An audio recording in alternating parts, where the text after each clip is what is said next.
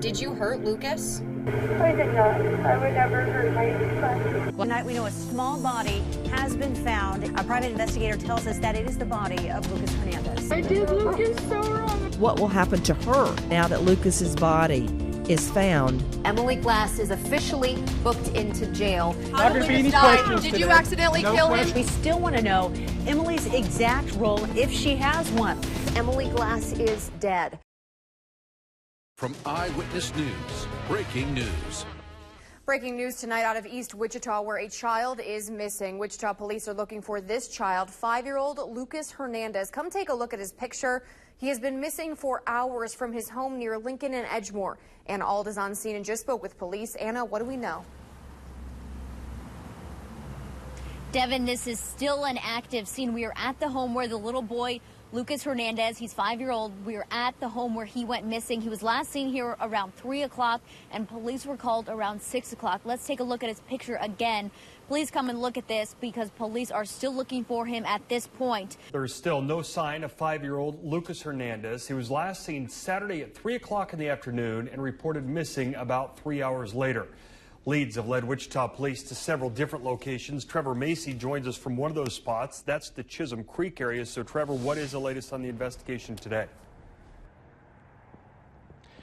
Mike, this is just one of several areas police have been searching today, all in the northeast part of Wichita, miles away from Lucas Hernandez's home where he was last reported seen. They say tips led them to these locations, but they haven't elaborated on what information those tips contain. Now, in all 3 of the locations that we've seen them search, they've been dealing with terrain like this, thick vegetation that makes it hard for them to sift through. It takes a lot of time, and if you look just past here, you can see a lake, a small lake. They were actually here with crews earlier searching in that lake for any sign of Lucas. The case of a missing 5-year-old is now a criminal investigation. Lucas Hernandez has been missing since Saturday. Just over an hour ago, we have learned that police arrested his stepmother. Rachel Skida has the latest on the case. Rachel? Well, tonight we know that Emily Glass is here at the Sedgwick County Jail, booked on 2 counts of child endangerment. This is in relation to the Lucas Hernandez case, but Lucas has not been found yet. Now, police gave an update late this afternoon saying they arrested Lucas's stepmother. Again, that's 26-year-old Emily Glass. 5 days and still no sign of 5-year-old Lucas Hernandez. Officers say they are still searching for the boy, missing since Saturday. His stepmom, Emily Glass, remains in jail tonight on a $50,000 bond. She was arrested and booked yesterday on 2 counts of child endangerment. Rachel Skida is live outside of Lucas's home with what we know right now. Well, it's quiet here outside the home on South Edgemore right now. No police activity here from what we can see. This is the home where Lucas lives with his father and his stepmom, Emily Glass. But we know the family lived at a different location just months ago. We asked police for incident reports to that prior address, and here's what they show. We know in February of 2016, police were called to the apartment on South Webb for a disturbance between Emily Glass, Lucas's father, and another man. And then less than 2 weeks later, they responded to a report of domestic violence. In April of 2016, Glass was arrested for disorderly conduct over an incident at that apartment. And this past December, a disturbance was reported at Beach Elementary School between Glass and Lucas's biological mother. Now, there's no sign that Lucas was involved in those disturbances. We spoke to Lucas's parents yesterday, and they told me they will never stop searching for him. Nobody knows our little boy, but to them it's their little boy. And I think everybody should think like that, because it's never you, until it happens to you. It's never even a thought that crosses your mind until it's a reality. So, as a parent, give them the extra kiss at night. Hug them a little longer. I want to give you one more look at Lucas's picture. Rachel, police still ask you to keep an eye out for him. Brittany, thank you. The search for Lucas has expanded over the past week to include areas like Glendale Park and also the Great Plains Nature Center, also Chisholm Creek Park. Here's a look at some of the video that our Skyhawk 12 got of Chisholm Creek Park. Now, tips led police to search that area multiple times. You'll see some of the terrain that you're looking at here that police have had to deal with. Trees, there are also ponds and other bodies of water there. If anyone does know, please say something, because me and Dad are very sick.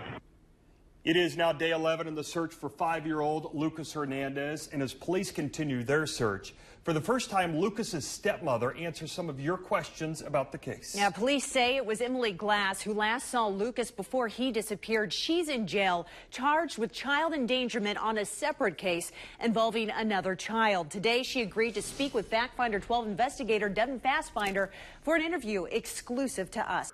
It's a question many have had for Lucas Hernandez's stepmother, Emily Glass, since Lucas disappeared. I asked it. Did you hurt Lucas? I did not. I would never hurt my son. Her son, she calls him through tears. He's my son, too, you know? I may not have given birth to him, but he's my baby boy. I take care of him every day. Though Glass was hesitant at first, she agreed to answer questions she was comfortable with. I do want people to know my side. I'm just not there yet, you know? Okay. Because there's a huge history between, Lucas's family from New Mexico and I, and all of the accusations. Those accusations that came on social media, and Glass addressed the bruises. A majority of the time when he had gotten hurt and ended up with bruises, he wasn't under my care. Because I would send him off with my cousins, and there's older boys over there, and he's a very little, small boy, and he can get hurt easily. We had to tell him all the time, be careful. Glass tells me on February 17th that she put Lucas down for a nap, which she says is normal. She said she took a shower and he was asleep, so she took a nap herself. She says he was wearing a pull-up because he has accidents sometimes when he sleeps. I asked again if she knew what happened to him, and she said no. But if anyone does know, please say something. Because me and Dad are very sick. Well, a judge refuses to acquit the stepmother of missing 5-year-old Lucas Hernandez. Emily Glass's trial will continue. She faces a child endangerment charge unrelated to Lucas Hernandez or his disappearance. Brenda Crosco is in the courtroom. She's live with the latest on the case. Well, Melissa, the defense argued the evidence presented in today's trial wasn't enough to prove Emily Glass put her 1-year-old daughter in danger by allegedly smoking marijuana while caring for her. But a judge disagreed. Today we heard testimony from a Wichita police detective who interviewed Emily Glass 4 separate times in the days after she reported Lucas Hernandez missing. The jury was shown a 7-minute video and read a 4-page report where Glass makes statements to police that she smoked a bowl of marijuana at her home with her 1-year-old daughter before driving to the Olive Garden. The defense argued Glass's statements were not enough to prove she had endangered her child, saying there was never any evidence in the home showing marijuana present or urine or blood tests done to prove Glass was telling the truth about smoking marijuana. Could you have asked Emily to submit these tests? It's possible. Did you ask Emily to submit to any of these tests? No, ma'am. Like I stated, there was another investigation we were doing at the time, and that was a more important investigation. And again, the judge denied the defense's request to acquit Emily Glass of that charge. The trial will resume tomorrow for closing arguments. The stepmother of Lucas Hernandez walking out of jail as a free woman this afternoon. It comes after a jury found her not guilty on a child endangerment charge. The charge against Emily Glass was unrelated to Lucas's disappearance. Brenda Carrasco has been following the trial the past couple of days. And Brenda, what can you tell us now? She's live outside of the courthouse. Well, Melissa, Emily Glass did not answer our questions as she walked out the doors of the Sedgwick County Jail earlier this afternoon, where she had been for the last few months ever since she reported Lucas Hernandez missing. We only heard from her attorney, who says she hopes the community can focus on finding the missing child. Emily Glass left the Sedgwick County Jail nearly 3 months after being arrested on a child endangerment charge connected to her 1-year-old daughter. The arrest stems from statements Glass made to police in the days after she reported Lucas Hernandez missing, where Glass says she smoked marijuana at her home while caring for her daughter and then later drove to Olive Garden. Well, this neighborhood around Lucas's home on South Edgemore was filled with police the night that he was reported missing. That was 3 months ago, but some people say they want police to do more now. A petition was formed yesterday, by the group Finding Lucas Hernandez. That petition says Wichita has a great police department, but they want WPD to use what they call its most powerful tool, the community they protect and serve. The Finding Lucas Hernandez group consists of about 35 dedicated searchers. They say they do as much as they can with those numbers, but they want Wichita police to call on the public to help with their searches so they can cover more ground. We understand that they want Lucas found as much as we do. We're not coming across as if they're not doing anything. That's not what we're trying to say. We just want to work with them and hope that they would want to work with us in order to achieve the primary goal here, is to bring Lucas home. So what exactly is this petition asking police to do? Well, Julie LaForce says they just want police to help get the word out about their searches, whether that's on social media, in their daily police briefings, any platform that they can. That petition has more than 200 signatures right now. The goal is to get to 10,000. We are following breaking news right now. A heavy police presence right now in the 9700 block of South Woodlawn. Hold on, my producer is talking to me. What do you got, Rob? Okay, we can confirm now that this is related to the search for 5-year-old Lucas Hernandez. He has been missing since February. Again, this information coming into our newsroom right now. Now, we can see out there many police officers in this area. Here on this live picture, this is from Skyhawk 12. We have been told that there is a media staging area in this area. Again, we have not confirmed. We have confirmed just now, according to sources, that this is related to the search for missing 5-year-old Lucas Hernandez. And this is in the 9700 block of South Woodlawn. This is in Harvey County. You can see it is a rural area. It looks like a dirt road that we're looking down on right now from Skyhawk 12. This information we have been following all this afternoon. We haven't been able to report much of it because it hasn't been confirmed until recently that we've been able to show you these live pictures, and now just now confirming that this is related to the search for missing 5-year-old Lucas Hernandez. From Eyewitness News, breaking news. What we do know right now is that we have found a body underneath a bridge. It's been 3 months now since 5-year-old Lucas Hernandez was reported missing. We've all been following it since day one. Nobody knows our little boy, but to them it's their little boy. And I think everybody should think like that, because it's never you, until it happens to you. We're happy, and hopefully there can be peace set for Lucas. Oh, I'm sure it brings a sense of relief to a lot of folks if this is in fact Lucas Hernandez.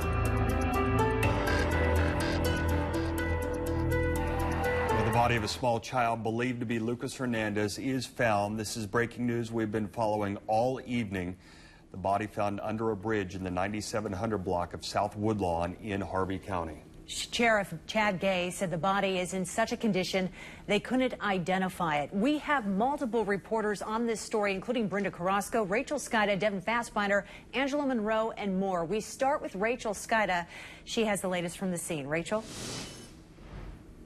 Active scene out here tonight. Police have been here for hours. You can still see the lights back behind me. They arrived here earlier this evening when that body was found. Now, Wichita police have told us they're not going to be able to give us any more updates here tonight, but we did speak to the Harvey County Sheriff earlier. He told us that they did find a small body. He couldn't say if it's Lucas Hernandez, but he says if it is, many people would feel a sense of relief. Well, I was just over at City Hall within the last 3 to 4 minutes. I saw 2 officers escort a woman. I did not see her face. I did see the top of her head, but I could tell it was a woman. They put her into the back of a patrol car and then took her over here to the Sedgwick County Jail. Now, earlier today, we heard from Lucas Hernandez's family that said Emily Glass may be in the Harvey County Jail, but we have not confirmed that. We looked at those jail records. She is not in that jail. She is also not in the Sedgwick County Jail or booked in yet, as we have known. But again, just a couple of minutes ago, I saw a couple of police officers escort a woman,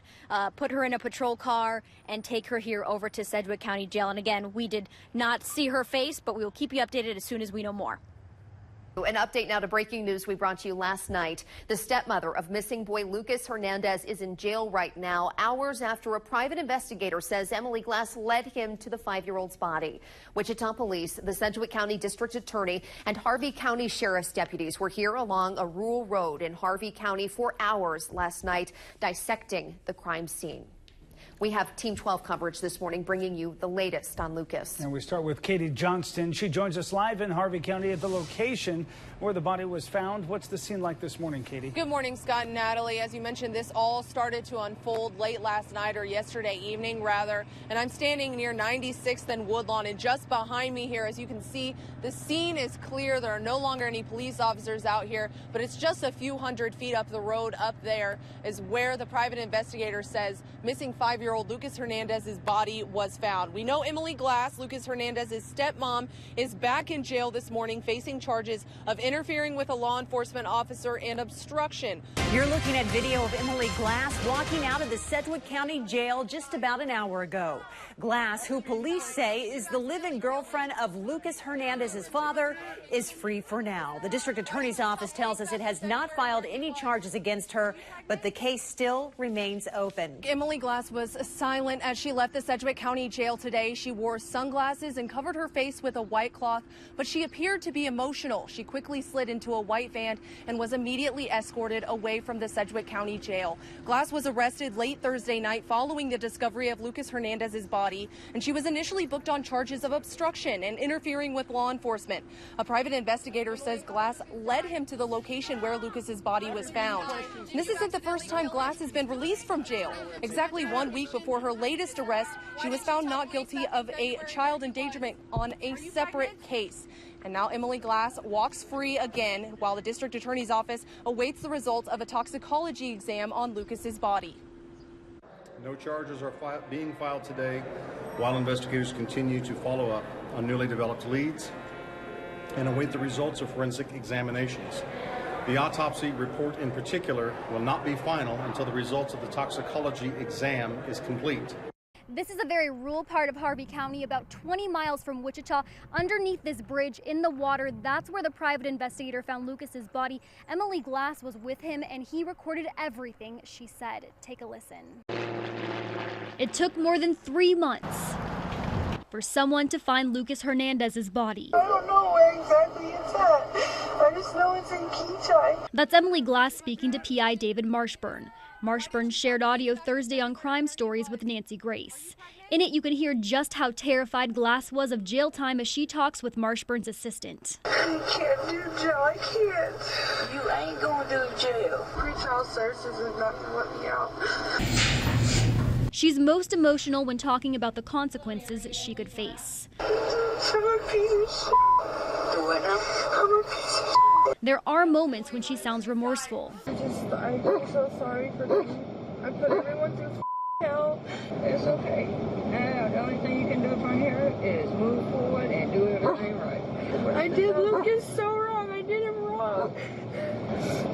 God honest truth. Though she told investigators when she woke up from a nap Lucas was gone, at one point she tells Marshburn Lucas was on his back in his bed when he died. From Eyewitness News, breaking news.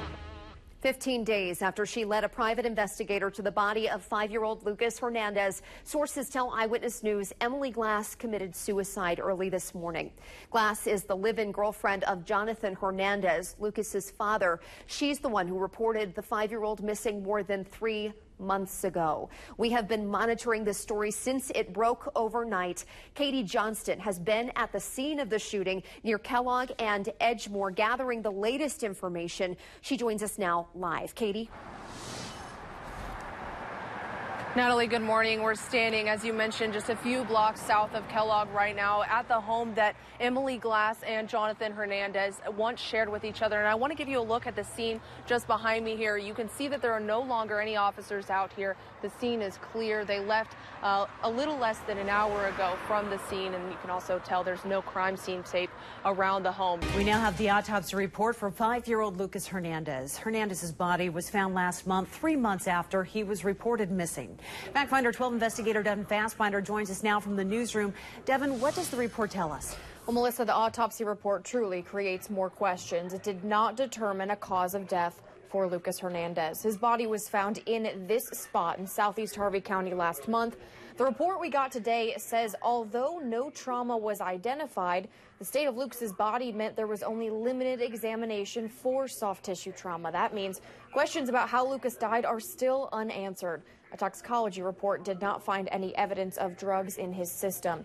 The autopsy report for Emily Glass, the lone person of interest during the Lucas Hernandez investigation, also came back. It concluded she did die of suicide by a gunshot. The Sedgwick County District Attorney says he has a copy of the Hernandez's autopsy and will review the findings, then meet with police.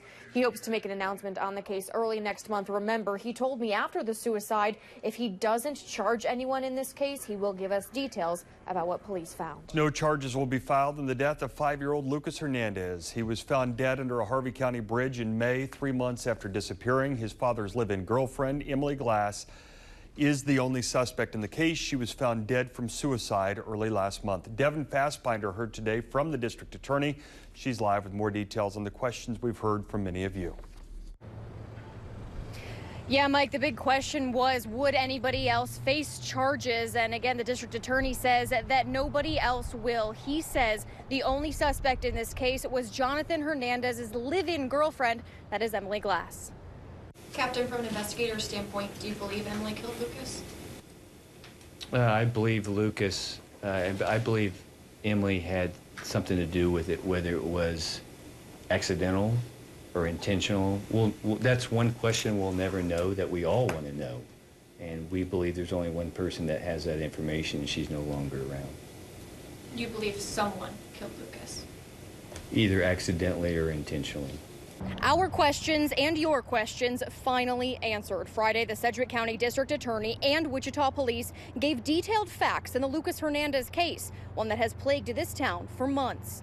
I think that she would stay closer to home. She had no connection that we knew of to Harvey County. Even in hindsight, looking back, we know no connection to that particular location. It seems to have been very random.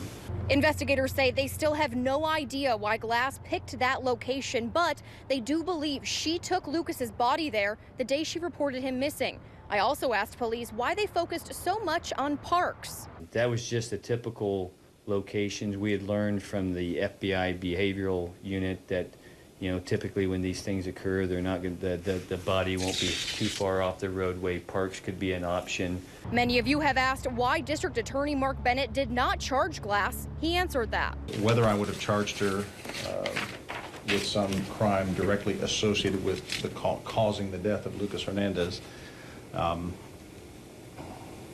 we would have continued to work on that, and we would have tried to build a circumstantial case, but that's what it would have taken. We weren't there yet. And now it's done. Wichita's police chief tells me when it comes to body camera video, it is clear what the public wants. They want it released. And moving forward, he is making a big promise. Tonight, Fact Finder 12 begins its look at body cams in Kansas.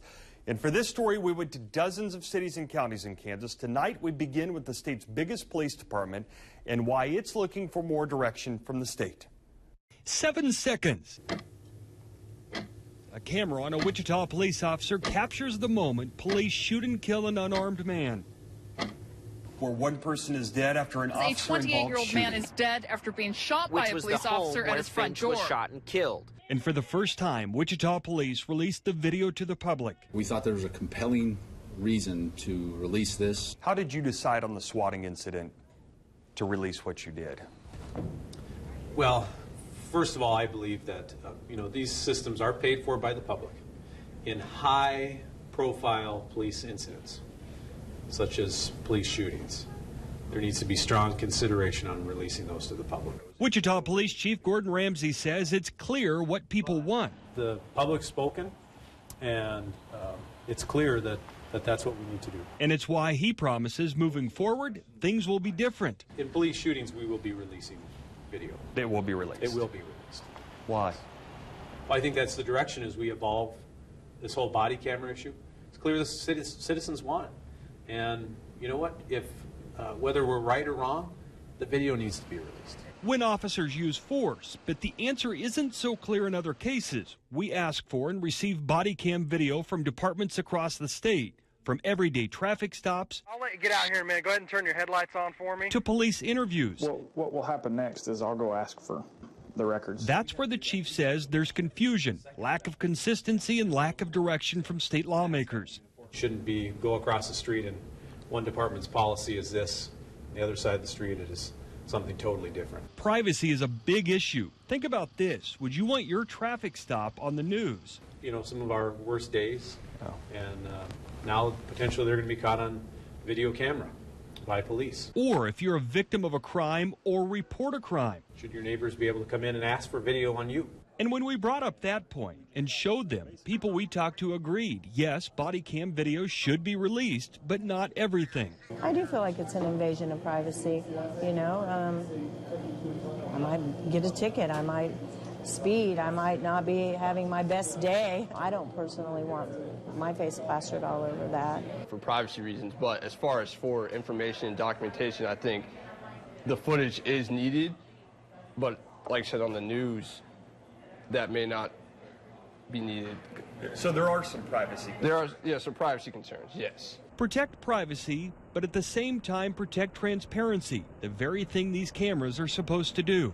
It's clear in every study I see that the public believes in high-profile police incidents, the video should be released.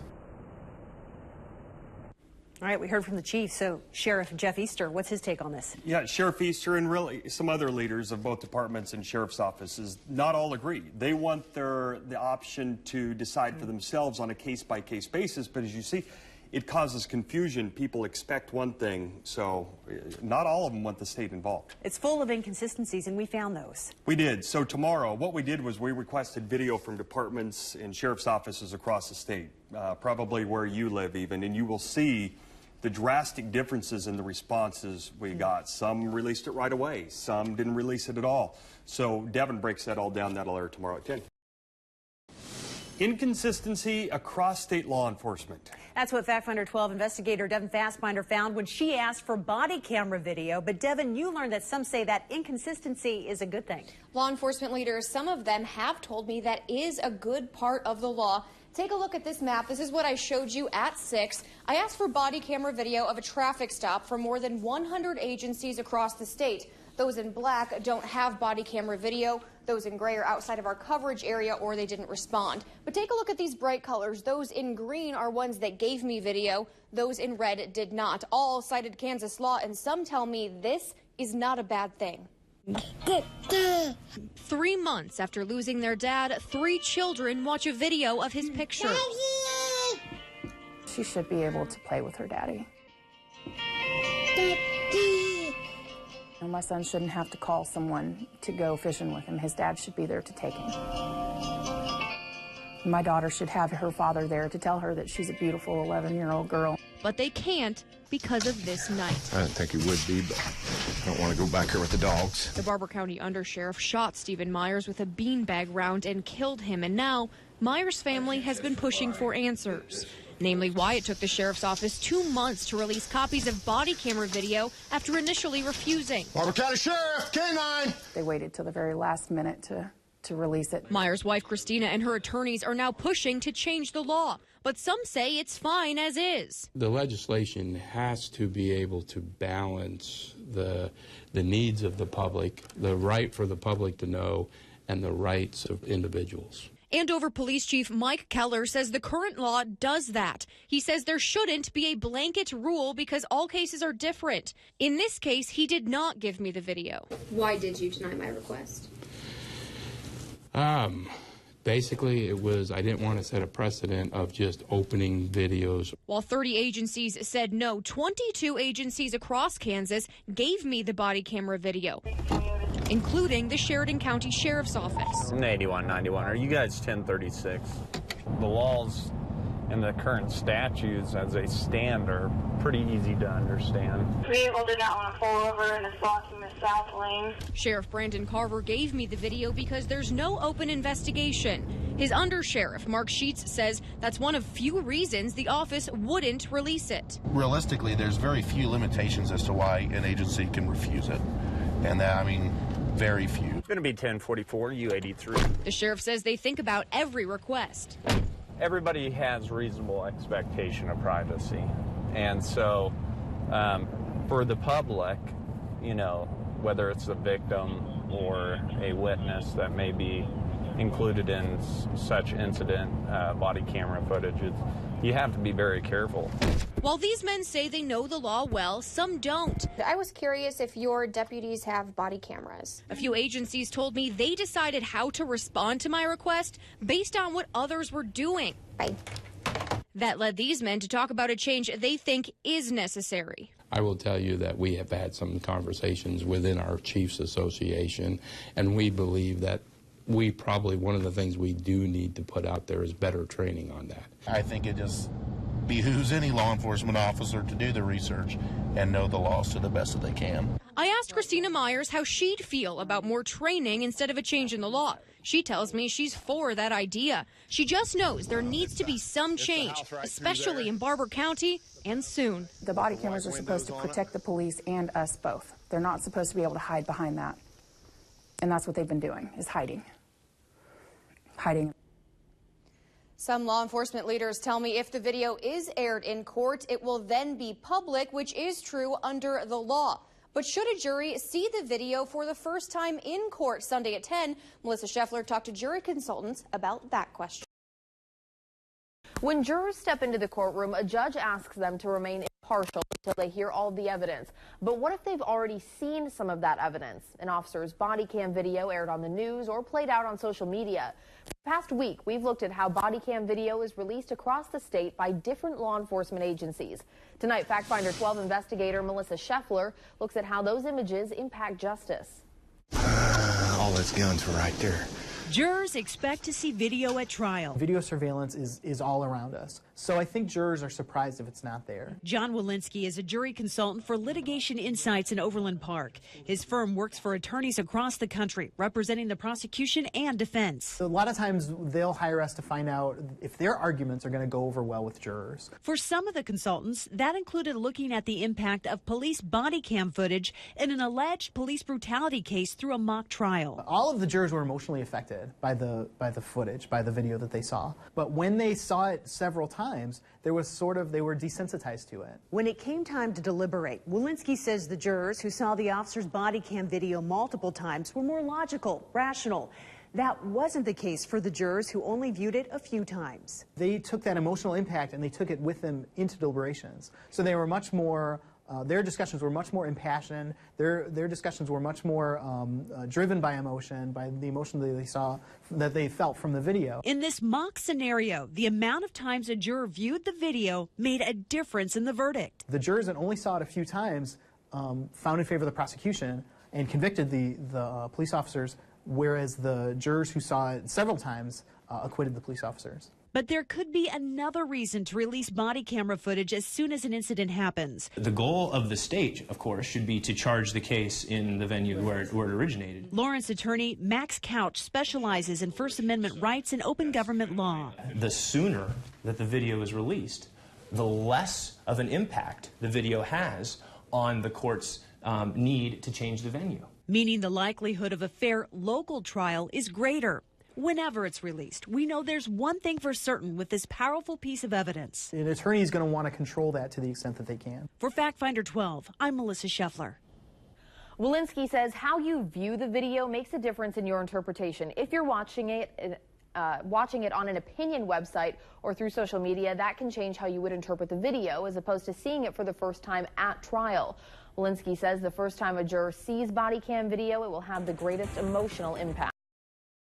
The bill that will ensure families get to see body camera video is signed into law. Fact Finder 12 investigator Devin Fassbinder looked into body cam video access in Kansas. Well, she found there's no consistency with how law enforcement responds. She was there today as the bill was signed.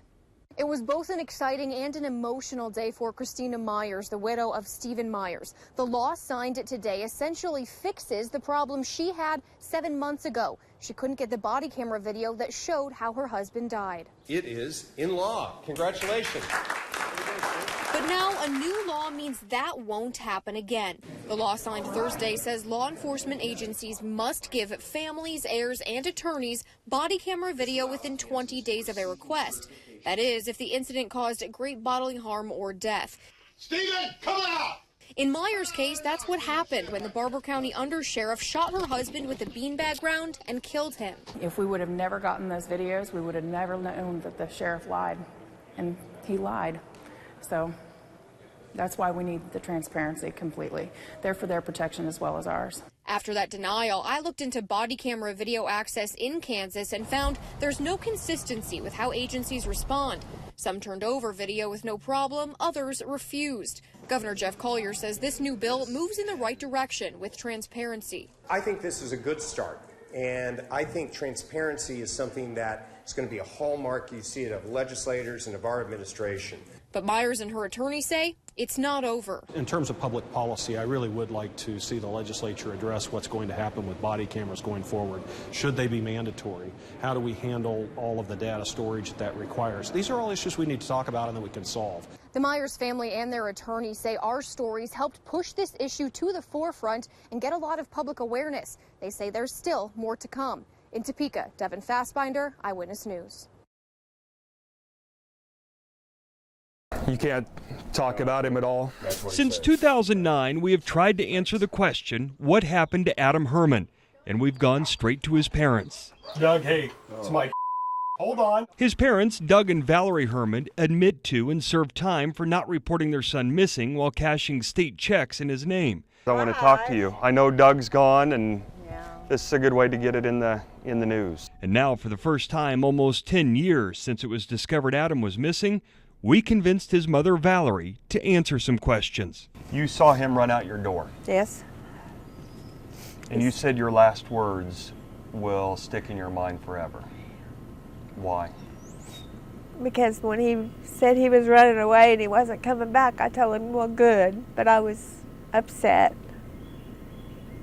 And we say mean things when we get mad sometimes, you know, and things that are hurtful and you don't mean. Valerie Herman says 11-year-old Adam simply ran away that day in 1999. Fearing they would lose their other kids, the Hermans never called police. When I think back now how terrible that was, you know, at the time all I could think about was losing our 3 kids. And just to refresh people's memory, your side of the story is that he ran away and just did not return. That was the last time you saw him out that door in Towanda. Right. And did you look for him that day and that night? Yeah. Well, my husband and I and the kids looked. Joanna and Daniel went with us. We drove around Towanda. We drove up to the convenience store and asked them. When he ran away, was there anyone outside of the family that you notified that he had run away? Oh. No. Do you regret that? Oh, yeah. Do you buy that version of the story? No, I don't buy that version of the story. He didn't run out that door that day and never came back. We talked to Butler County Sheriff Kelly Herzit at the Towanda Mobile Home Park. Right here where this fence is where the trailer set, the mobile home set, where he went missing from. We've searched this area. Because Doug Herman died in 2016, the sheriff believes one person now knows where Adam is. Valerie Herman has more to tell, but she's not talking at this point. What has she told you? Not a lot. When we first talked to her, when we got this case back in 2008, and we went to the house to talk to her, she attorneyed up real quick, her and Doug both, and she has stayed pretty much to that and has not really ever talked. What if I were to tell the sheriff that you would talk to him now, would you? With an attorney, I would. With an attorney? Because I don't trust him. I'm sorry. He's already got us guilty. She claims that she would meet with you if she had an attorney. Would you still be interested in talking to her? Absolutely. I mean, we'll go to Grove, Oklahoma and talk to her, and she can have an attorney present. I don't have an issue with that. You know, we want closure on this case. We want to find the remains of Adam Herman, and I think she knows the answers that we need. For now, the question, where is Adam Herman, remains unanswered. Valerie tells us she holds on to hope he is still alive and would say this if he's listening. What would you want to tell Adam? You're going to make me cry. Please call me. I really miss him a lot. I want him to call and let us know where he's at or if he's all right. Just a phone call. That's all I'm asking. or somebody to let me know where he's at. From Eyewitness News, breaking news. What we do know right now is that we have found a body underneath a bridge. It's been 3 months now since 5-year-old Lucas Hernandez was reported missing. We've all been following it since day one. Nobody knows our little boy, but to them it's their little boy. And I think everybody should think like that, because it's never you, until it happens to you. We're happy, and hopefully there can be peace set for Lucas. Oh, I'm sure it brings a sense of relief to a lot of folks if this is in fact Lucas Hernandez.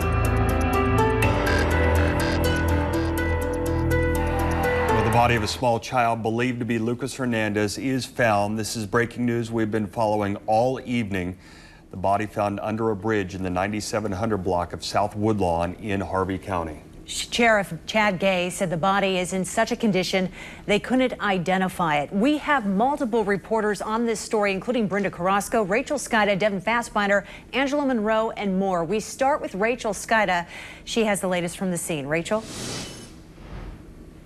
Scene out here tonight. Police have been here for hours. You can still see the lights back behind me. They arrived here earlier this evening when that body was found. Now, Wichita police have told us they're not going to be able to give us any more updates here tonight, but we did speak to the Harvey County Sheriff earlier. He told us that they did find a small body. He couldn't say if it's Lucas Hernandez, but he says if it is, many people would feel a sense of relief. Police swarmed a rural dirt road in Harvey County Thursday evening.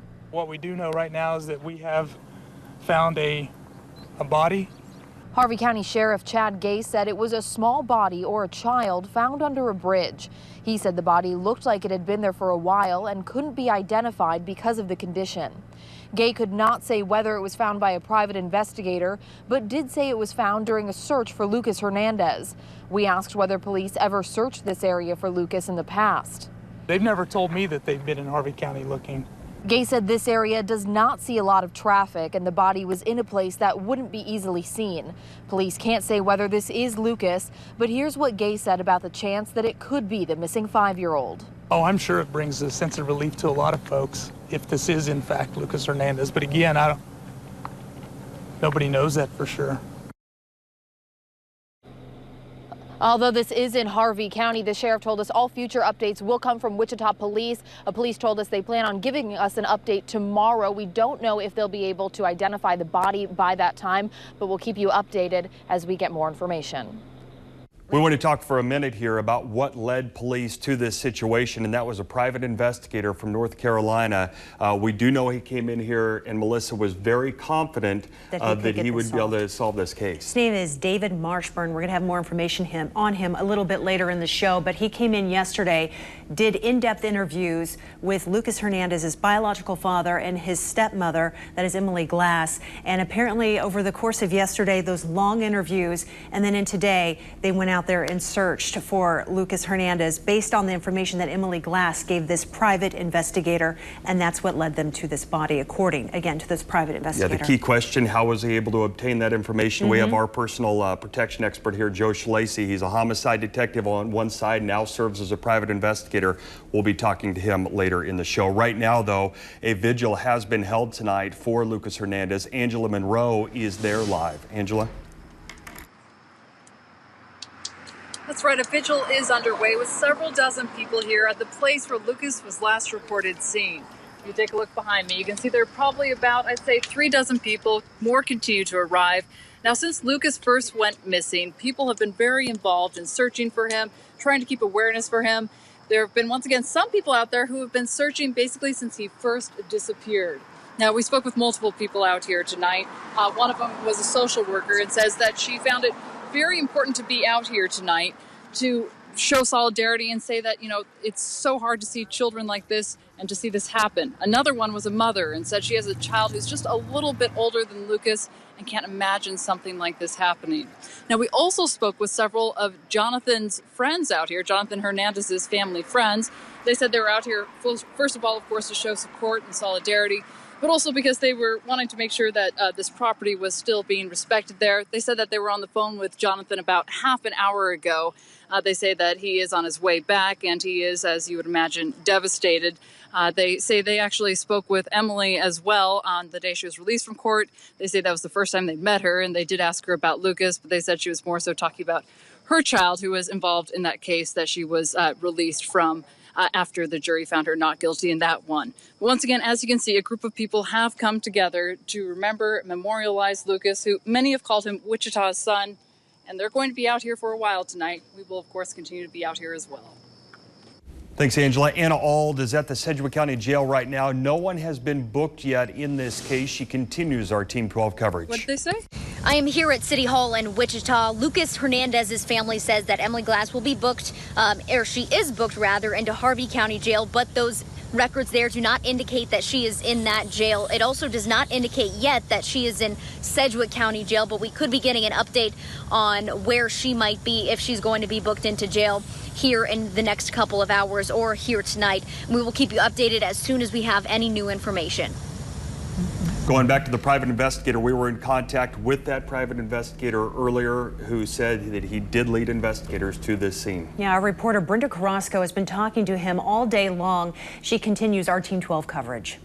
We know that Lucas's mother, Jamie Taylor Orr, and Lucas's maternal grandmother are here right now joining the search group that for so long helped search for Lucas. I did get a statement from Jamie who recaps just all the difficulties that she went through when Lucas Hernandez was born. He was born with problems, and she says she wanted nothing more than just to be with her child that was born with difficulties, and how he changed her life for the better. Now the family says that although this is a tragedy, they say this was a moment that needed to happen because they needed closure into Lucas's life and to find out exactly what happened to him. We did talk to some neighbors in the area where Lucas lived. They tell us while they did hold out hope that Lucas would be found alive, the longer he was missing, the more their hopes vanished. You hope for the best, you know, that they may have, would have found him alive. But after a while, you just, as time passes, and it's just like, maybe not. Lucas was last seen more than 3 months ago. So how did we get to this point? That's the question Devin Fastbinder answers. She takes a look at this case from the start. It began February 17th when Lucas Hernandez disappeared from a home near Lincoln and Edgemore. Initial reports said his stepmother, Emily Glass, was the last to see him in his bedroom around 3 o'clock that afternoon. He wasn't wearing shoes. Police launched a full investigation, calling in the FBI to help. 3 days later, Emily Glass took a lie detector test. We don't know the outcome.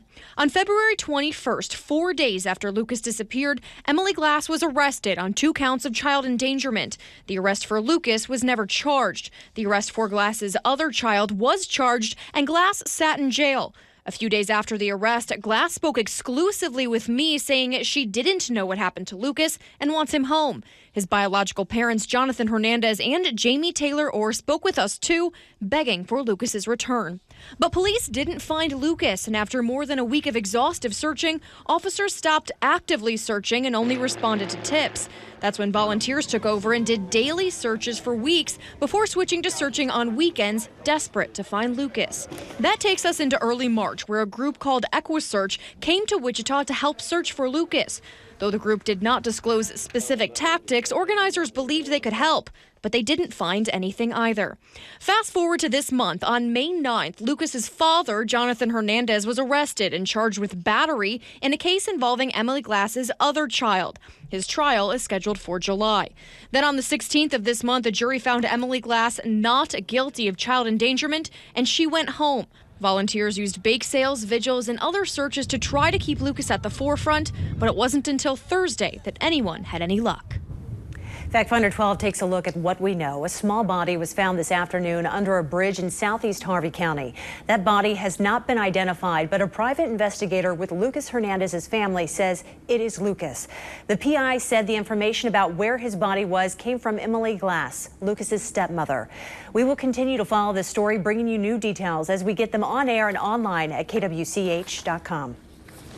A severe thunderstorm warning has been issued for eastern Rooks County over into Osborne County. We're tracking a thunderstorm that could produce some hail between nickel and quarter size. In the last few minutes, we've also had a wind gust reported on this thunderstorm as it's now passing over the Stockton area. That wind report that's come in the last few minutes is below a severe criteria, but it does give you some indication of what we're looking at here. Winds measured at 51 miles per hour. That storm is moving east at 40 and will likely work its way down Highway 24. Bring you up to the current time. Let me show you the estimated time of arrival as we continue to watch this powerful thunderstorm again work its way toward Osborne County.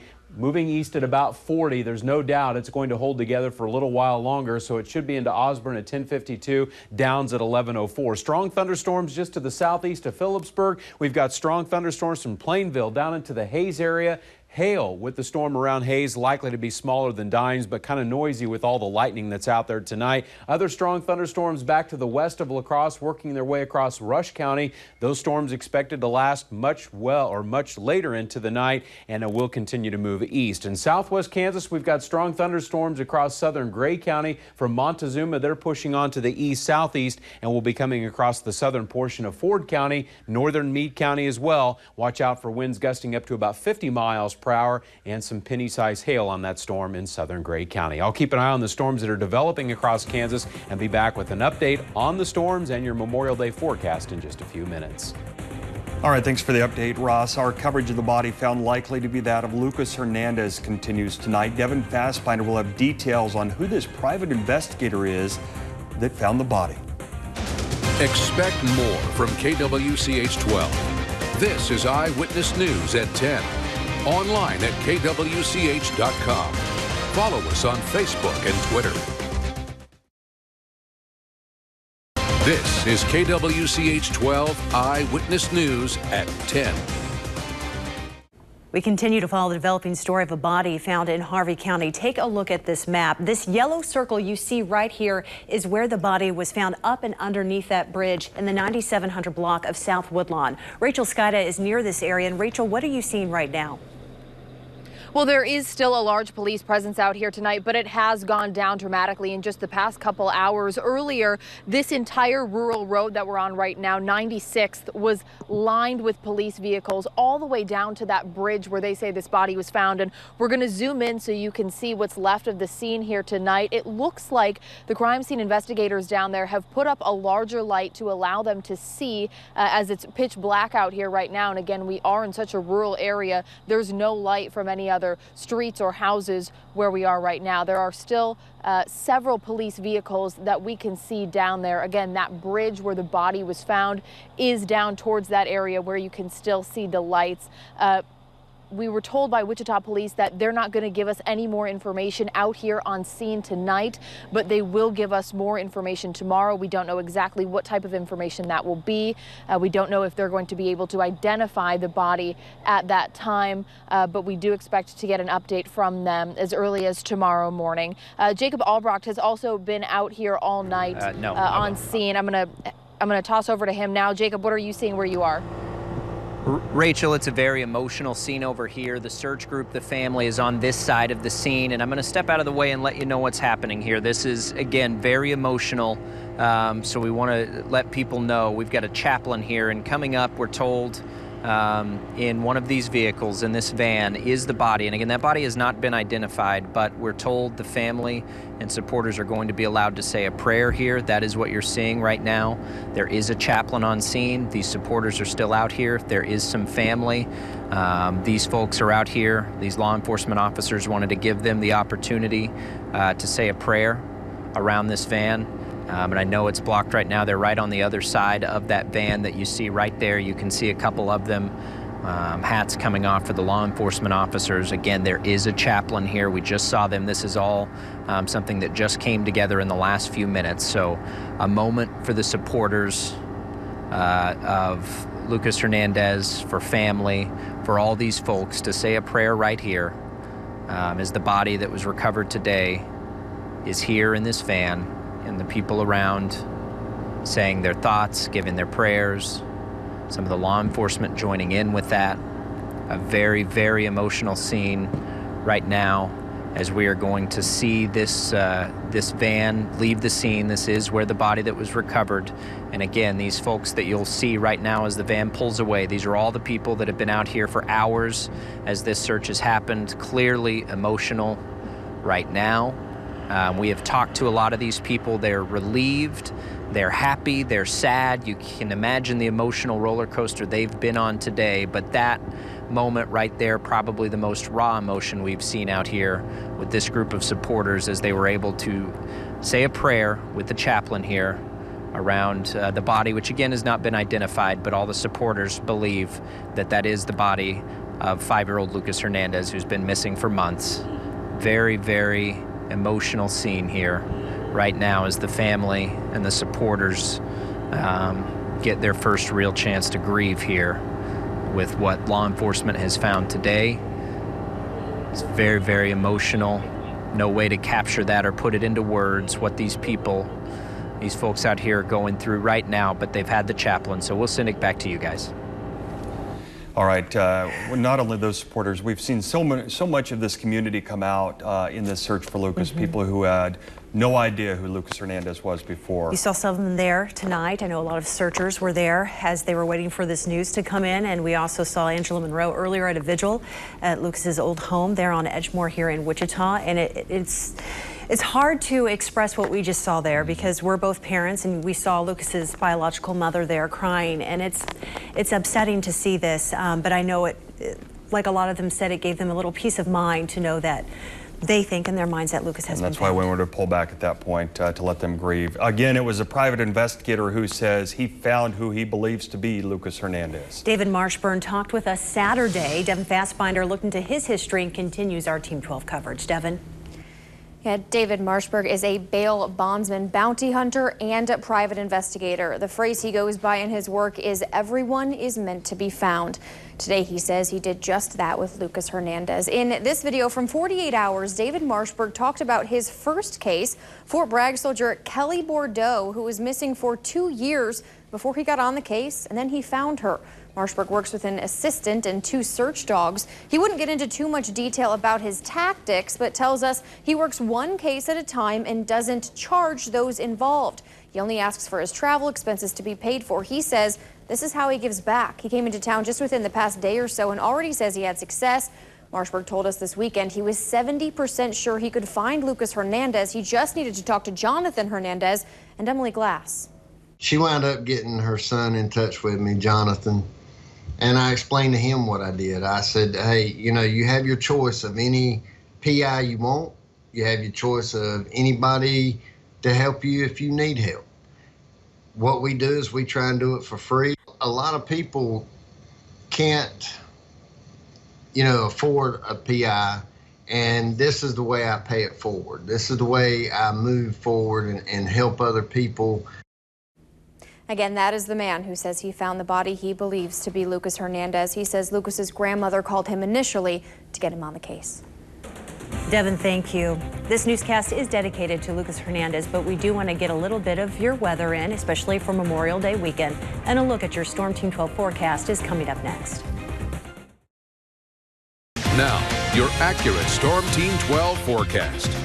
Welcome back. Strong to severe thunderstorms continue to work their way across Kansas. The only severe thunderstorm warning to tell you about right now is for eastern sections of Rooks County over into Osborne County. This storm is moving east at about 40 miles per hour, and it will be headed for the Osborne area here momentarily. The storm does have a history of producing winds over 50 miles per hour, and we have had at least one report of some nickel to quarter-size hail. So with that storm pushing east at close to 40, there's a good chance it will hold together for several more hours. We have it coming into Osborne at 10:47. Downs, 10:58, Cocker City at 11:06, Glen Elder shortly after 11 o'clock tonight. Those storms extend up to the north along Highway 36 in Phillips and Smith counties, although for Smith Center, looks like some heavy rainfall. Doesn't look like there'll be too much in the way of hail there, but a lot of lightning being produced with these storms. Strong thunderstorms continue farther south from southeastern portions of Rooks County down into western sections of Russell County. Again, most of these are moving at 35 to 40 miles per hour, just to give you a small sample of when those storms thunderstorms will be getting into Russell. We see 1035 there, Luray at 1052,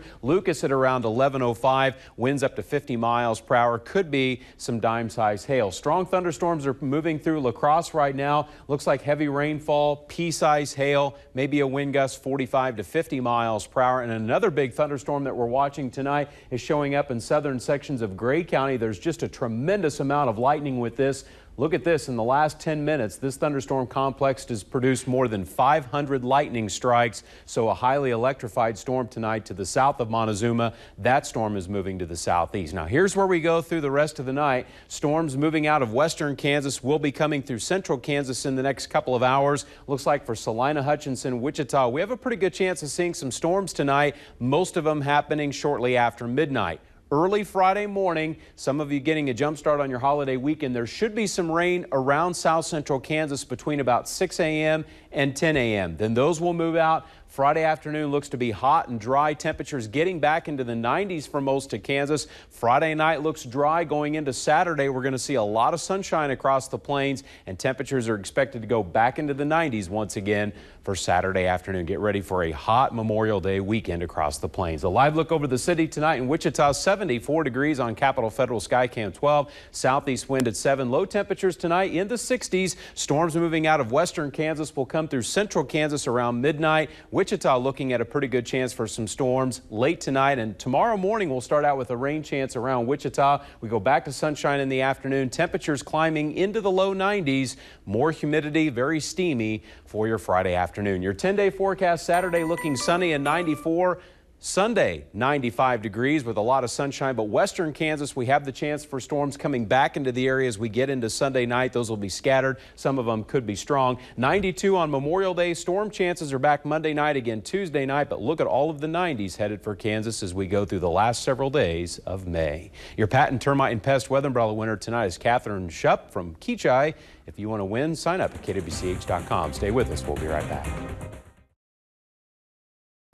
Joined now by our personal protection expert, Joe Schlesy, who has spent his career as an investigator, also a homicide investigator, but now a PI. We look at Lucas Hernandez case and this PI that comes in and in one day leads police to this body. How do you think this happened?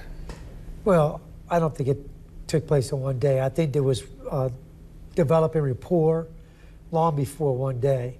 I think there were phone conversations and collaboration and coordination between family members and this investigator. Developing that rapport was key, you think? Absolutely, absolutely. Number one role in investigations is developing that trust and that rapport in order to get the information you need. Quickly, what makes it different for him than investigators, police investigators who we know tried? Probably the amount of pressure that was taking place at that time. That pressure was relieved, and the atmosphere was different. I don't know who all is involved, but if you just look at the totality of circumstances, his situation is a lot easier and a lot better versus law enforcement, and the amount of pressure that they're under to get answers in this case. All right, Joe Schlesy, I wish we had more time. Thank you for coming in. We'll be right back. Thank you. We want to get right to Anna Auld. She's at the Sedgwick County Jail with an update on this story. Anna, what can you tell us? Melissa, well, I was just over at City Hall. Within the last 3 to 4 minutes, I saw 2 officers escort a woman. I did not see her face. I did see the top of her head, but I could tell it was a woman. They put her into the back of a patrol car and then took her over here to the Sedgwick County Jail. Now, earlier today, we heard from Lucas Hernandez's family that said Emily Glass may be in the Harvey County Jail, but we have not confirmed that. We looked at those jail records. She is not in that jail. She is also not in the Sedgwick County Jail or booked in yet, as we have known. But again, just a couple of minutes ago, I saw a couple of police officers escort a woman, put her in a patrol car, and take her here over to Sedgwick County Jail. And again, we did not see her face, but we will keep you updated as soon as we know more. This is just into our newsroom. Lucas's stepmother, Emily Glass, has been booked into the Sedgwick County Jail at 10:34. We don't know the charges yet. Look for complete updates online and tomorrow morning beginning at 4:30.